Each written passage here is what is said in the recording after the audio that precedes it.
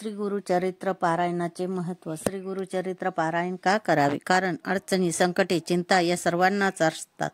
माझे नशीबच खराब आहे असे म्हणत बसण्यापेक्षा त्यावर उपाय करावेत. आजारी पडल्यानंतर बरे वाटण्यासाठी डॉक्टरकडे जातो, तसेच ह्या अडचणी, संकटे, चिंता यांच्यावरही उपाय करणे आवश्यक असते. आजच्या जगात ज्योतिषाकडे जाऊन खूप पैसे घालून हे ते करीत बसूनही मन शांत स्थिर होत नाही. गुरुचरित्र हे एक असे अमृत आहे. तुम्ही कितीही पाप केले असतील, दुसऱ्याबरोबर वाईट वागला असाल, तर चिंता करण्यापेक्षा फक्त गुरुचरित्र वाचायला सुरुवात करा. वाचायला वेळ नसेल तर ऐकायला सुरुवात करा. ऐकूनही वाचण्या इतकेच फायदे मिळतात. दुःख, अडचणी, चिंता याला त्याला सांगण्यापेक्षा दत्तगुरूंना सांगा. स्वामी, आजपर्यंत स्वार्थ, मोह यात अडकून खूप पापे केली, पण आता तुम्हीच या देहाला सांभाळा, या देहाचे मालक व्हा आणि गुरुचरित्र ऐकायला किंवा वाचन करायला सुरुवात करा. बघा, तुमची संकटे, अडचणी, चिंता कुठल्या कुठे निघून जातील, तुम्हाला कळणारही नाही. जसजसे वाचन किंवा श्रवण वाढत जाईल, तसतसं स्वतः दत्तगुरूच तुम्हाला कोणत्या ना कोणत्या रूपात येऊन सर्व ज्ञान देतील. ते कायमस्वरूपी राहील. गुरुचरित्राचा मराठी अनुवाद मन लावून वाचल्याने किंवा ऐकल्याने प्रत्येक अध्यायात काय सांगितले आहे हे सहजच समजते. गुरुचरित्र अध्यायाचे सप्ताह करायचे एक वेगळेच फळ आहे. आपल्याला हळूहळू सर्व समजून घेऊन पुण्याच्या मार्गाला जायचे आहे. गुरुचरित्र वाचताना किंवा ऐकताना तुमच्या मनातली इच्छा बिनधास्तपणे दत्तगुरूंना सांगा व ऐकायला सुरुवात करा.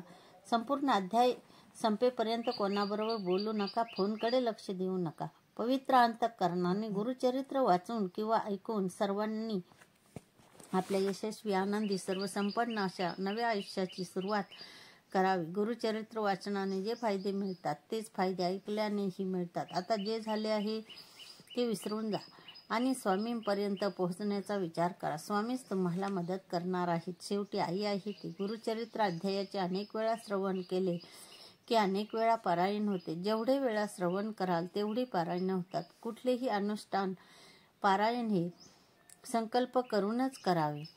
सुरुवातीस श्रवण करताना संकल्प करावा आणि श्रवण संपल्यानंतर संकल्प सोडताना आपल्या मनातील इच्छा सांगून मनोमन देवाला प्रार्थना करावी. एक एक अध्याय दररोज जेवढे वेळा श्रवण करता येईल तेवढे वेळा श्रवण करावा. आपले मन आपोआप शांत होईल, स्थिर होईल.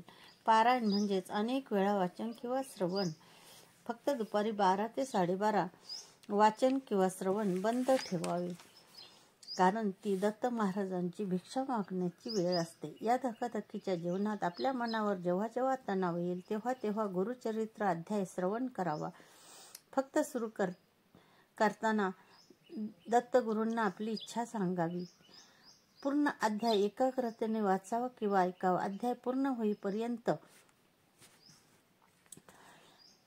ऐकावा किंवा वाचावा. शेवटी दत्तगुरूंना इच्छा, संकटे दूर करण्याची विनंती करावी. मनावस्था मिळेल तेव्हा गुरुचरित्र अध्याय श्रवण वाचन करून पहा. स्वतःच अनुभव घेऊन पहा. मनावरचा सर्व तणाव कसा दूर होतो ते. आपल्या सर्व चिंता, अडचणी, संकटे कशी दूर पळून जातात ते. स्वतःच गुरुचरित्र श्रवण वाचनाचा अनुभव घेऊन पहा. 3 दिवसाचे पारायण. पहिल्या दिवशी अध्याय 1 ते 22, दुसऱ्या दिवशी अध्याय 23 ते 33, तिसऱ्या दिवशी 34 ते 53 अध्याय याप्रमाणे पूर्ण होते. 7 दिवसाचे पारायण.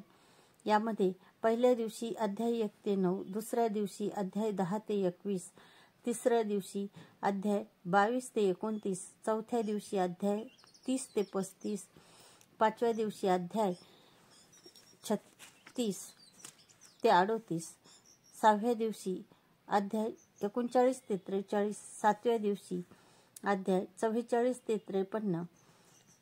मग 7 दिवसाचे पारायण पूर्ण होते. आणि 1 दिवसीय पारायण हे फक्त गाणगापूरलाच जाऊन करता येते. संपूर्ण ग्रंथ एकाच दिवसात वाचून पूर्ण करायचा असतो. अशा प्रकारे गुरुचरित्राचे पारायण स्वतःच करून त्याचे काय काय फायदे होतात हे आपण स्वतःच अनुभवावे. अनुभवल्याशिवाय आपल्याला आपली अडचणी, चिंता, संकटे कशी दूर पळून जातात हे कळणार नाही.